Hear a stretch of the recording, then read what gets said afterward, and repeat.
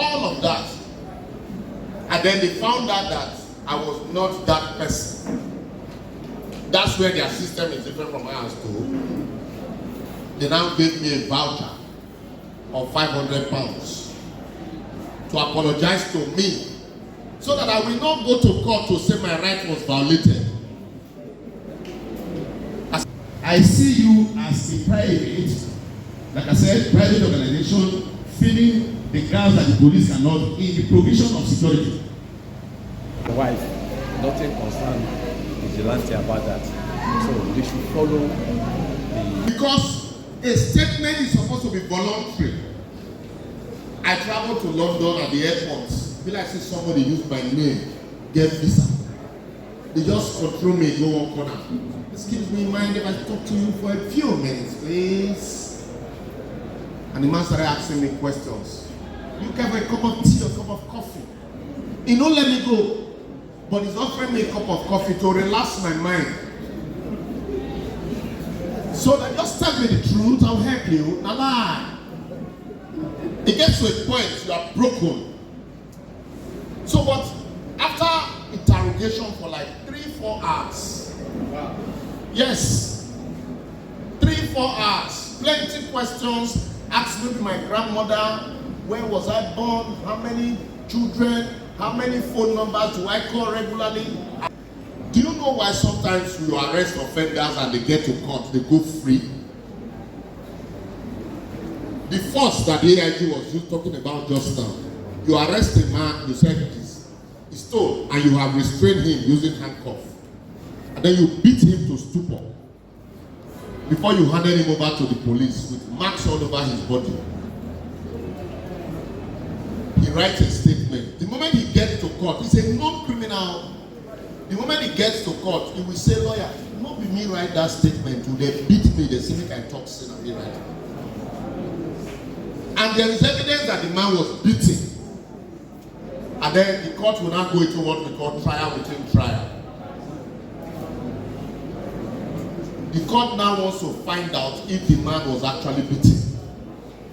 Even though section 33 to 45 give you fundamental human rights, but section 45 specifically says the government can make law to limit and restrict those rights. That's why the AIG said the law also empower you to use force, reasonable force. The Vigilant, Nigeria Vigilant Group, or the Vigilant Group of Nigeria Vigilant Group of so. My remarks are to of what you are doing and how individually, collectively, and with other agencies you can do better. Whatever you are doing now, just know that it is policing you are doing. Am I right? It is policing. You are providing security, either to private individual or when we have a public function, you are also involved in providing security. What you are doing therefore has to do with security. And we should have an understanding of what that security is. It means that you are joining hands with other established agencies to prevent the citizens of the state from being exposed to danger or harm or whatever, to minimize their risk in doing their business. Let's put it in that way. But how can you do it better? It's for you to understand what your job description is vis-a-vis other agencies, in particular the Nigeria Police. The way I see the Vigilante Group is that you are like a private security organization that fills the space that the Nigeria Police, right, are unable to cover. But you must have at the back of your mind that worldwide, as far as internal security management is concerned and the structure and organization, The police worldwide is the hub around which all security agencies, including national, sub-national, the non-state actors that where I look at you, the police is the hub around which all security activities and operations revolve. Therefore, I see you as a private, like I said, private organization filling the gaps that the police cannot in the provision of security. And how can you do it better? It is by way of cooperation and collaboration. Because policing sometimes is not only about your physical presence or what you are doing, it's about more about that is the preventive side now. It is more about problem solving. If it is about problem solving, how do the police worldwide go about problem solving? So that you can understand where you should come in. There are preventive measures, either through patrol, investigation of cases, that is the reactive one, then patrols, then posting guards to key and vulnerable areas. So for where the police has, for instance, where the police becomes inadequate, then you come in. But like I said, in private capacity. So what do you do? And I think that is what we are here to learn. That one, if you are acting in that private capacity, what it means, for instance, now, if you arrest, say, an armed robber, what do? You have to immediately the law says you immediately hand him over to the police. The law says you have to immediately hand him over to the police. So the law also says the nearest police station, not just to the police, the nearest, so that you can be fast about doing it. So I will not expect, for instance, now that you commence investigation before you hand over such case to the police. But then your assistance in ensuring that police carry out detailed investigation would be very, very important. Now, I also expect that as part of our problem solving approach, we, the police, are always proactive. And indeed, proactive means that intelligence is very, very important to them. Information is important to them. Intelligence is the process of information. Right? So I will say, for instance, now, if you have information, it will not help us to process. I know that, for instance, armed robbers are coming to this place. Depending on whether you have the capacity to be able to arrest them. If you do not have that capacity, it means that that information you have to immediately release it to the police. But if you do, then you can process that information to intelligence to enable you effectively act. So what am I saying by this? There is a need for you not to hold back the information you have to the police. You must share the information. You must share intelligence. And where the police now believe that think that they have to cooperate with the vigilantes to carry out the operations in respect of the information or intelligence you have shared with them, please, your cooperation is required. And two, like I said, what you are doing is policing. What it means is that you must respect, you must act within the boundaries of law. The rule of law is not the rule of man. Assist and boost the enjoyment of the fundamental rights.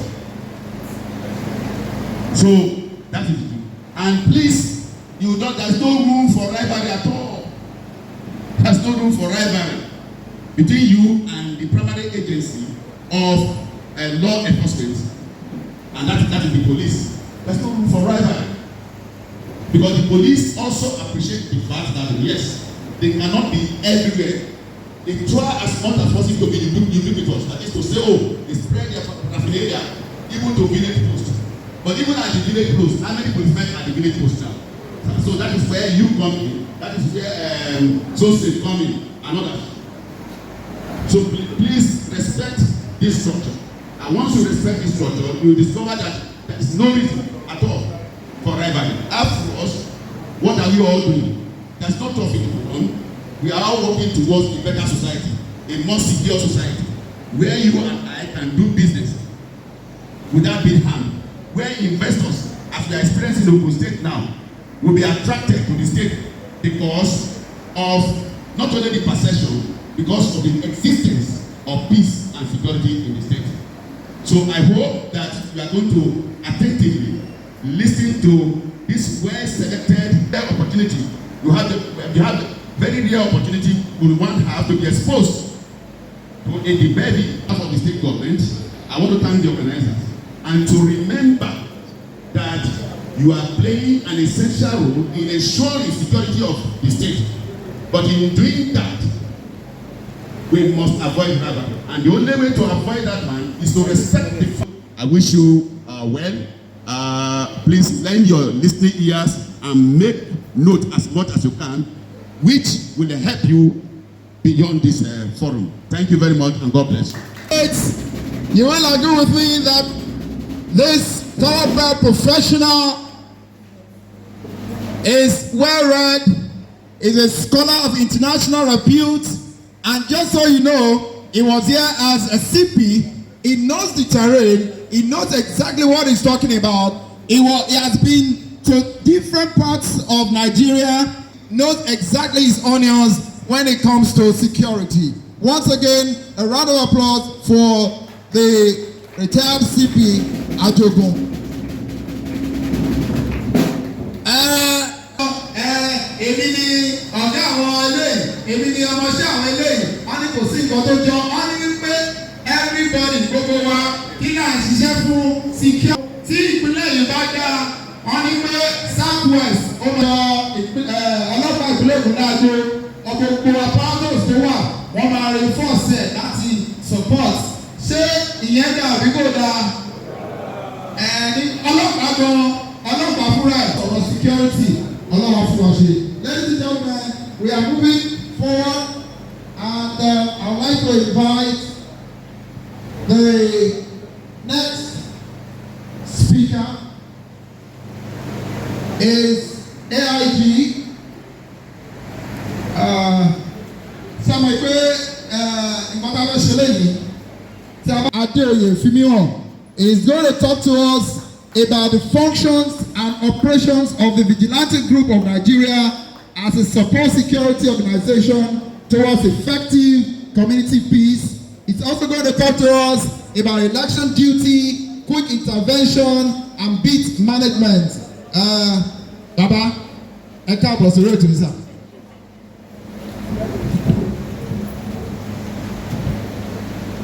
Ẹ ṣé púpọ̀. Good morning. I'm sure we are enjoying the very good weather. Yes, sir.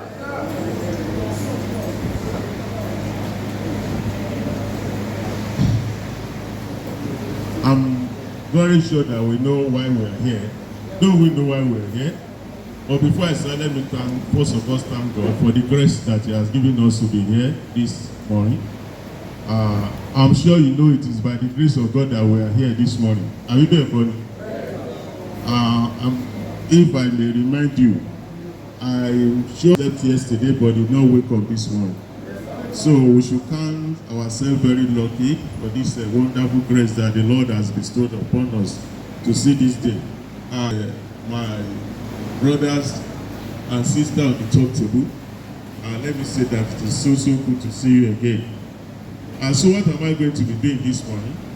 All I want to do is just talk briefly about what security is and what are the current trends that we are facing in Nigeria. In doing that, I'm going to be listing some of those threats that we are facing in Nigeria, and I'm also going to look at what the responsibility of government is in taking in ensuring that there is adequate security. Then I'm going to look at community policing as a strategy to combating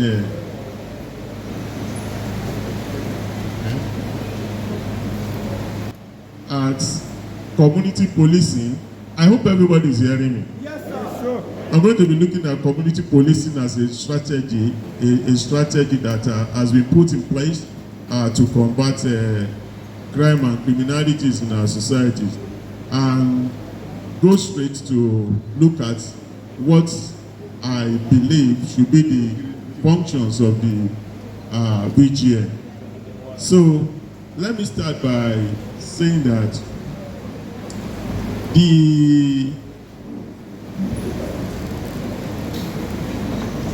the security environment includes a very wide range of often interrelated threats. You know, some of the threats that we are combating are interrelated. Also, Abi? Alright, they are interrelated. So why all threats ultimately impact on individuals? Threats to national security have the capacity to seriously impair the security of the entire country. So the types of response required to deal with or respond to the threats may also differ or interrelated. So the type of response to dealing with some of these threats may be different. It may be different from place to place. It may also be different because of the kind of threats that we are combating. But one thing that is very important and that each and every one of us must bear in mind is that every individual has the duty of ensuring even his own security. Check back what people say. So we cannot leave the issue of security absolutely in the hands of government. So, and that is why I say that one very important thing that should constantly live in the consciousness of all is that individuals have a primary role in taking responsibility for their personal safety. Let me give you an example. If you are traveling on the highway, for example, and they say that it is indicated that the speed limit here is 50 kilometers per hour, that is one of the very things that the government can do to ensure your safety on the highway. But if you, despite the fact that that warning is there, the highway code is the highway sign is there, and you choose to go on 100 kilometers per hour, whose fault is that? Whose fault? Answer me now. All right. So, and that is why we say that everybody should bear it in mind that he has the responsibility to ensure even his own security beyond the way he wants to be protected. So, but when we are talking of security now, every individual, the individual, therefore comes together when the use of enhancing the security, their security, and the security of their community. And in this state, the nation too, the national government may also be involved. And there are times that even the international community may be involved in helping to solve certain security threats. So what are the threats that we are facing currently in Nigeria? I say that Nigeria, like any other country in the world, faces threats to the national security, to our national security. The country now faces new and complex threats that were unknown to her in the last century. You know, there were certain threats that we are facing now that we did not even hear of in the last century. Is that not so? In the last century, terrorism wasn't a serious threat in Nigeria. Insurgency was not a serious thing in Nigeria.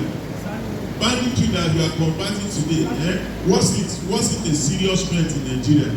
So, but now, these are some of the threats that we are combating. So, and the challenges of modern day security are many, as manifested in several forms of security breaches everywhere. Global statistics, for instance, show that breach of security occurs every second and take its toll of countless forces and teams. What are some of the causes? The yawning gap between the rich and the poor, expanding possibilities of wealth, fame, politics, and even the social environment, travel and technological improvements are creating new opportunities for the criminal underworld. Indeed, besides globalization, everyday friction resulting from interaction in the ever-competitive worlds of business, politics, and religion can be exploited. Do you agree with me that today, that some criminals are exploiting religion and politics to visit wear on the people? Do you agree with me? Alright, what about globalization? Do you know, in those days they used to say that the world is a village. If I may ask, is the world still a village today? Is the world still a village? So if you want to describe the world today, how do you describe the world? Alright, somebody said the world is on everybody's farm. Is that also? As you are here gathered, do you know that every day, what is happening here can be transmitted to every part of the world. So the world has not been a village. The world has stopped on everybody's So, many factors they take advantage of the situation that I described to commit homicide, kidnapping, robbery, fraud, and other kinds of crime. There is no place among mankind that is too sacred or organic. Do you agree with me? That there is no place today, everyone, everything, everywhere, they become the target of security threats. Do you agree with me? That some of the threats are corruption, unemployment, terrorism, proliferation of firearms, natural disaster, vulnerability of critical infrastructures, cyber attacks, inter and intra-religious conflicts, activities of militant organization, herdsmen farmers disputes, political thuggery, porosity of Nigeria's borders, cultism, land dispute, chieftaincy dispute, armed robbery, kidnapping, student activities, illegal dealing in drugs. Abeg, all these threats that I've listed, which of the threats do you consider as the most serious? No, I'm asking for the one that is considered as the most serious. God bless you, Chairman. The most serious of all the threats that we have in Nigeria is what? Is corruption. No wonder the late President Buhari said, kill corruption or corruption will kill Nigeria. And if I may ask, is corruption not killing Nigeria gradually? Most of these threats, most of these other threats that I mentioned flow from this problem of corruption. So all of these threats, they pose terrible security challenge to individuals, communities, and the country at large. Often, like I said earlier, they do not exist in isolation from one another. For example, the proliferation of light arms is a problem in itself. But when terrorism is involved, the threat increases. So what is the responsibility of government? We know that the major responsibility of the government is to provide for the security of the citizens with a view to realizing the yearnings and aspirations that made them to collectively come together to live as one indivisible and indissoluble people. The primary purpose of security is exemplified by the role of proper policing, which essentially are the preservation of peace and the protection of life and property against attacks by criminals and injury by careless and inadvertent offenders. These roles performed by various agencies include the enforcement of a wide variety of federal, state, and local laws, statutes, ordinances, and regulations on all sorts of subjects. A clear and effective approach to security is the ability of the government to continually assure the citizenry of safety and stability. This is imperative to forestall unhealthy agitations that may erode the yearnings and aspirations that initially brought the people together. The government must therefore be able to put in place necessary security arrangements that will guarantee the freedom of the people from the absence of those tendencies which will undermine internal cohesion and the corporate system and the corporate existence. Specific and achievable policies aimed at enhancing the country as a place of hope must therefore be ensured. We all know that the major responsibility of government is to do what? Is to ensure the security of the country. Is that not so? All right.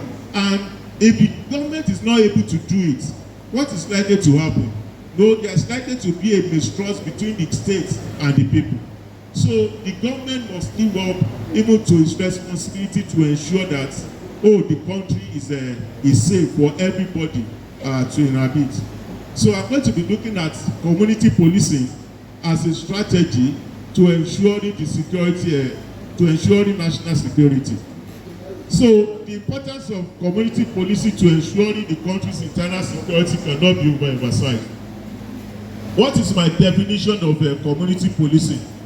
My own definition of community policing is an adaptation of the popular definition of direct democracy. You know, we all know what the definition of direct democracy is, abi?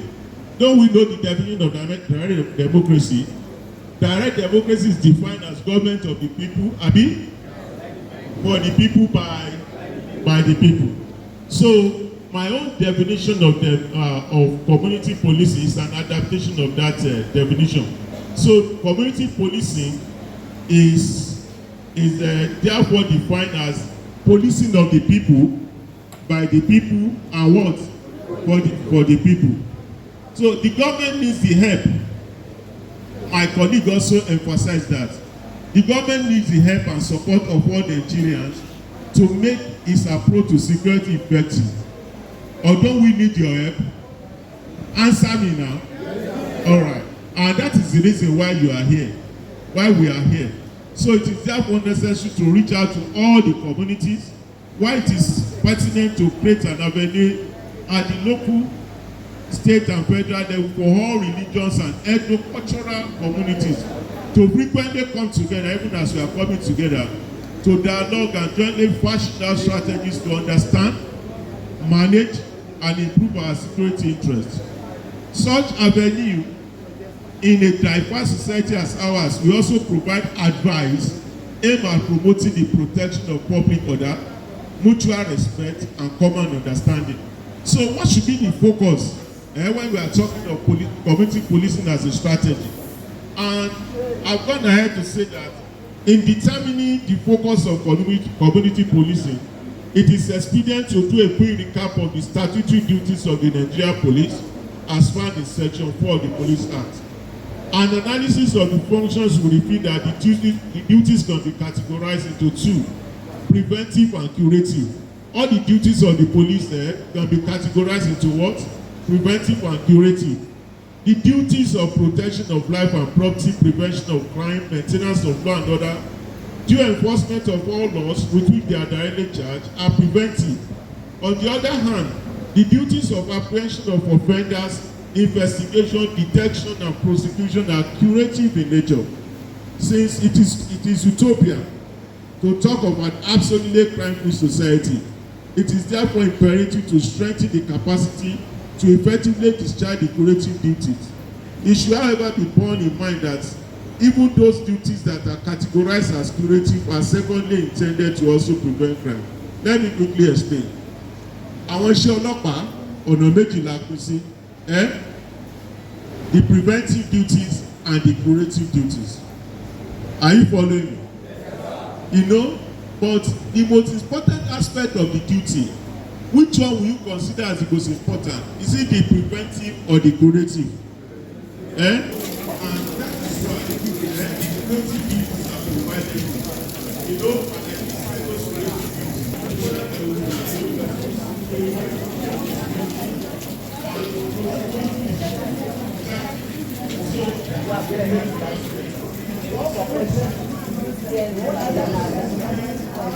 So when you are committed to infrastructural development, you are committed to economic development, the youth that constitute 70% from what scholars have said for the time are all engaged. Where are you going to have crime in the state and in the state? So that precisely is what the state is enjoying. And kudos to the government. Thank you. Hello. Yeah, no. Good morning, sir.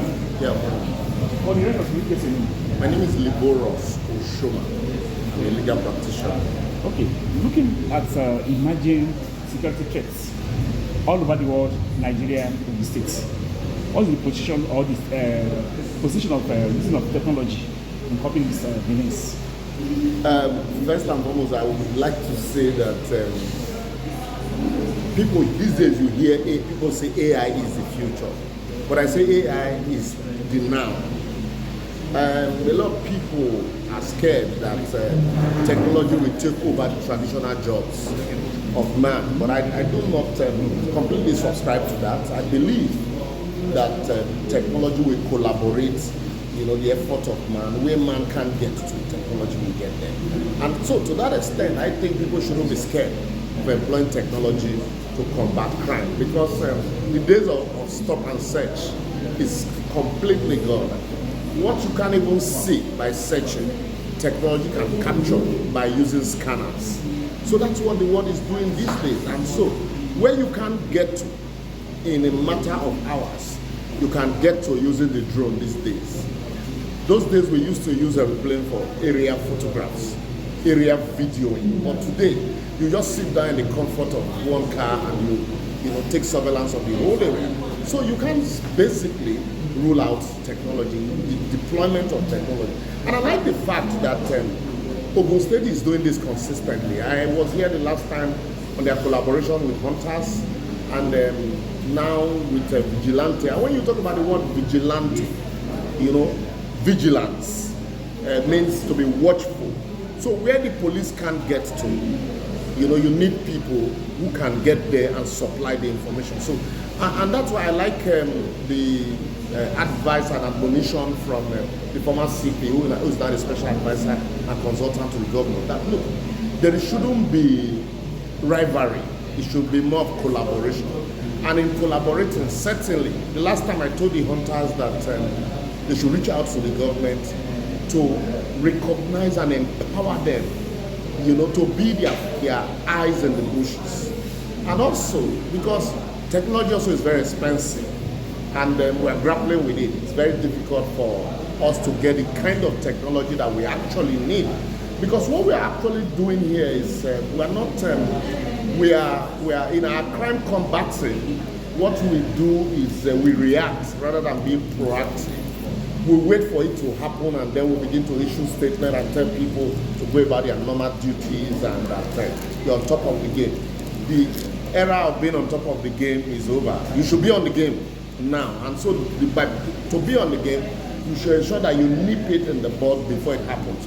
You get information that so and so thing is going to happen, not necessarily crime, that something is going to happen, and then you find a way to ensure that you deploy technology to forestall it or stop it from happening. That way, you don't need the blood of Jesus. You would stop bothering God for those things that He has given you the mindset and the knowledge to do. Now you're traveling from here to Lagos. They will tell you, have you prayed? Have you covered the tires with the blood?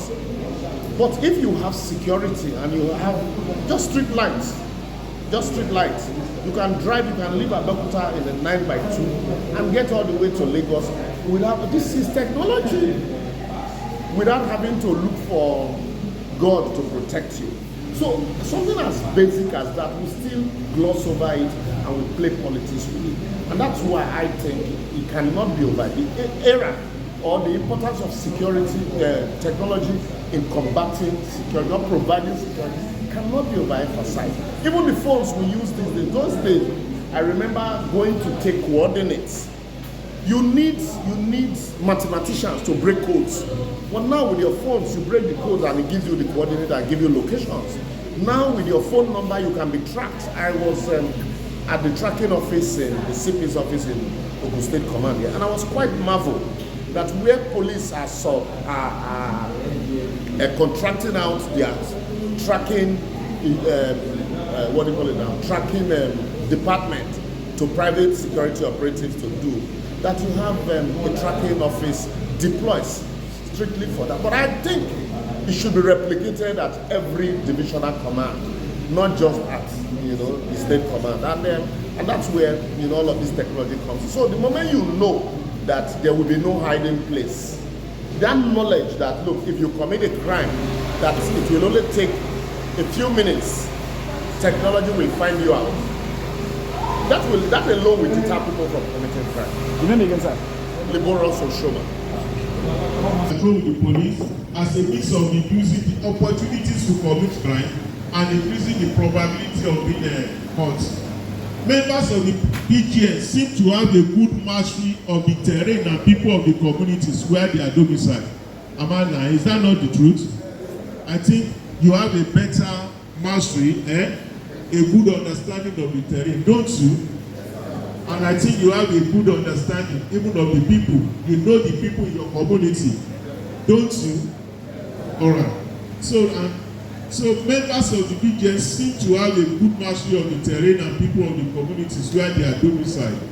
This knowledge places you in a very good position to offer needed support to the police in their effort to rid our forest of the criminal elements who are exploiting the ungoverned nature of the forest to turn them to their safe havens from where they plan and launch attacks on innocent citizens. Morning, brother. Can you get your name and designation? ACG Shola Shudi, that is Assistant Commander General Shola Shudi, the Southwest Commander of the Nation.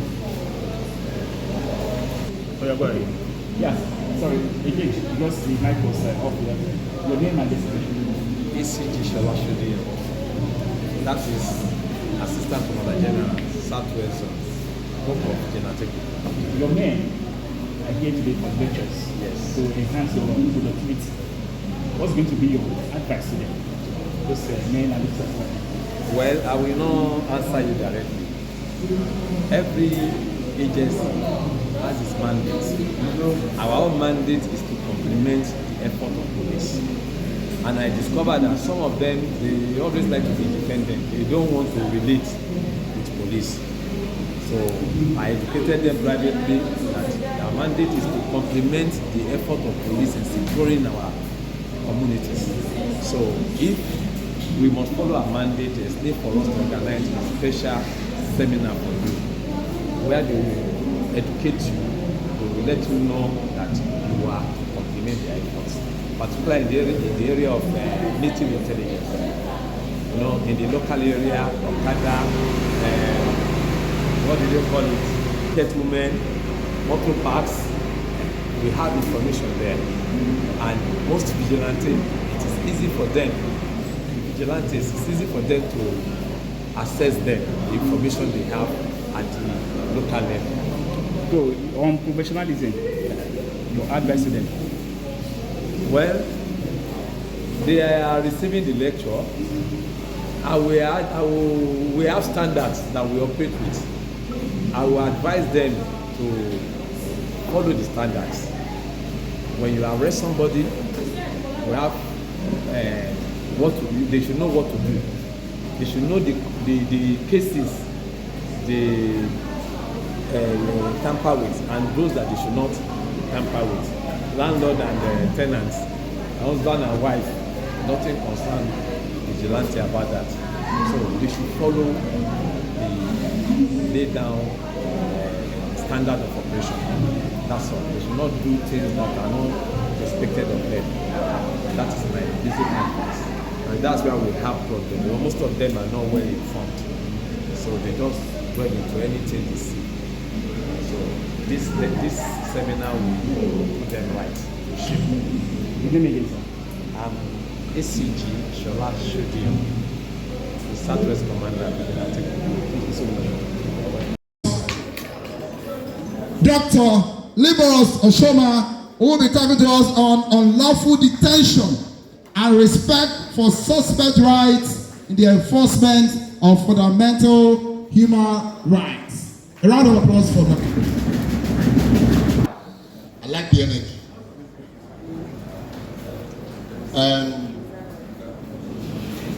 Please permit me, I'm already standing, so I would, I'm permitted to stand on the existing protocol because if I decide to greet everybody here today, I won't end.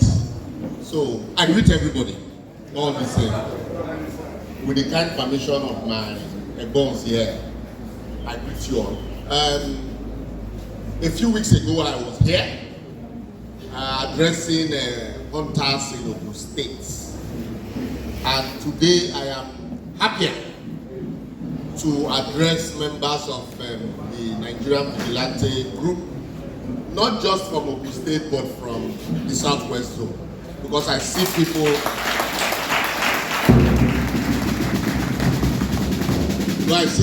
I saw some from Osun, from Lagos, and so I'm very, very happy. And I like this kind of synergies and collaborations.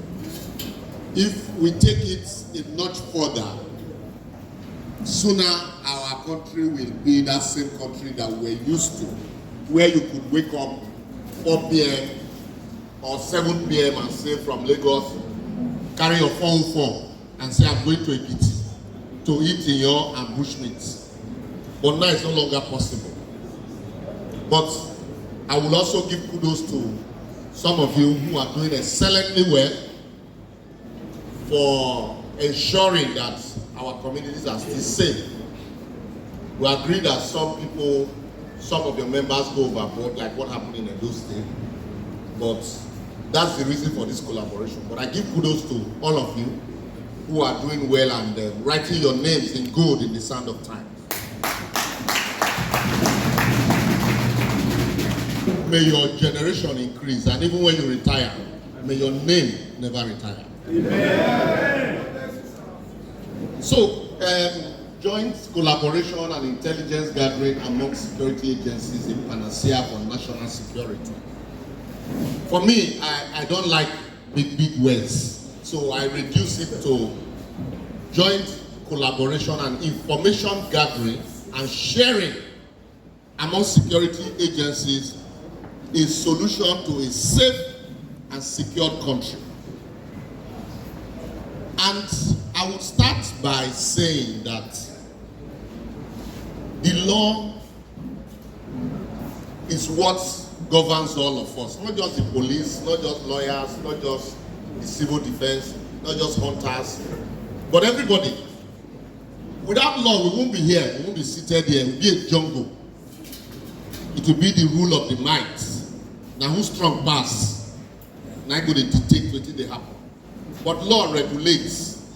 And so here I am to talk about unlawful detention and respect for suspect right in enforcing fundamental human rights. And what are fundamental human rights? Like Fela said, human right is my property. You can't dash me my property. You are born with those rights. That's why we call them inalienable rights. Now your rights, they're born. The moment you are born, you have those rights. Nobody they give up to you. They are yours. And we say vigilante. It sounds big, but what's the word vigilant? To be vigilant, to be watchful, to observe, to pay attention, to be attentive, alertness, to be awake. So, this collaboration, you are like the eye of the police that is alert in those places that they can't get to. So if you understand it from that point of view, you understand the importance of your role as a vigilante. Now, you see governors are emulating this and creating vigilantes for community policing. You have retired policemen, retired army officers, hunters, and security personnel as vigilantes. So, it is not just enough for you to see yourself as just one of those persons in the community. You carry a responsibility on your shoulders as the eye. That man who is awake where every other person is sleeping, that man who is attentive. Those days when the university, they'll say, all of us were vigilantes. Today now your turn to go do vigilante for street to you. But today, there are people whose responsibility it is now, just like the police, just like the Nigerian army, and other uniform agents, whose responsibility is to provide, to look out when others are sleeping. And I say again, may your name not be extinguished even when you retire. Amen. And so, in carrying out this job, this watchful job of a vigilant person, somebody who is attentive, who is like the eagle, without a drone, he sees everything. He's seated here, his eyes is looking everywhere. You are governed by laws. And they say I should talk about the laws that affect the human, that affect you. And what's the essence of even having vigilante? It is to protect laws, to protect societies, because the law has said society must be protected. And that's why we say any other law that is inconsistent, any other law we don't agree with the but so that we don't go too deep, I'll just specifically talk about all these rights are this is section 46 is very important. And section 46 says, please permit me, it says every person who alleges that any of the provision of this chapter is being or is likely to be contravened in any state in relation to him may apply to a high court in that state for redress. So that all your efforts at combating crime will not be in vain. Because this section 46 is very powerful. It says if you suspect that your right is about to be violated, go court. Go say, look, the man never do anything, he has not done anything, but from the way he's going, I'm thinking he will violate my rights. Please grant me an order to restrain him from violating my rights. The court will say order has prayed. Vigilante is hereby restrained from arresting, intimidating, harassing, even coming close to him. And you're like, the court is the problem. The lawyers are the problem. But because sometimes you give away, as a vigilant person, you give away your tactics. The man now don't know, he don't sniff you, don't know, say, this man is about to arrest me. Even though he has committed a crime, you have not even come close. But if you look at section 45, section 45 says nothing in section 33, 38, 39, and 40 and 41 of this constitution shall invalidate any law that is reasonably justifiable in a democratic society. So what this means is that even though section 33 to 45 give you fundamental human rights, but section 45 specifically says the government can make law to limit and restrict those rights. That's why the AIG said the law also empower you to use force, reasonable force. And sometimes, let me quickly digress a little. The AIG also said something which is very germane. Do you know why sometimes you arrest offenders and they get to court, they go free? The force that the AIG was talking about just now, you arrest a man, you said he stole, and you have restrained him using handcuffs. And then you beat him to stupor before you handed him over to the police with marks all over his body. He writes a statement. The moment he gets to court, he's a known criminal. The moment he gets to court, he will say, lawyer, not be me write that statement. They beat me, they say me can talk sin and me write. And there is evidence that the man was beaten. And then the court will now go into what we call trial within trial. The court now wants to find out if the man was actually beaten. Because a statement is supposed to be voluntary. I traveled to London at the airport. Feel like say somebody used my name, get visa. They just control me, go one corner. Excuse me, mind if I talk to you for a few minutes, please? And the man started asking me questions. You can have a cup of tea or a cup of coffee. He don't let me go. But he's offering me a cup of coffee to relax my mind. So that just tell me the truth, I'll help you. Now lie. It gets to a point you are broken. So but after interrogation for like 3-4 hours. Wow. Yes. 3-4 hours. Plenty questions. Asked maybe my grandmother, where was I born? How many children? How many phone numbers do I call regularly? And all of that. And then they found out that I was not that person. That's where their system is different from ours too.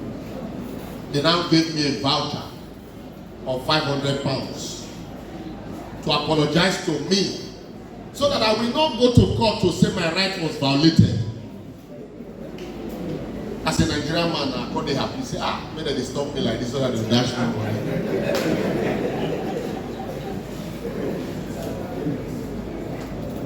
You know what? Here, you say, I know them. They don't confess until you torture them now and they begin confess. You've seen police officers being dismissed for torture of suspects. Some collect money. So, if you, like the AIG has said, you can video record evidence. It's admissible. And that's why even the law, the Administration of Criminal Justice Act, provides that confessional statement should be video recorded. So that the man tomorrow cannot say, no, they forced me right hand. Say video is there. The man, nobody touch him. So, if you look at section 35, he says every person shall be entitled to his personal liberty, and no person shall be deprived of such liberty, save in the following cases and in accordance with the procedure permitted by law. In execution of the sentence or an order of court, in respect of a criminal offense of which he is being found guilty, by reason of his failure to comply with the order of a court or in order to secure the fulfillment of any obligation imposed upon him. And it spells out conditions under which you can deprive him of his personal liberty.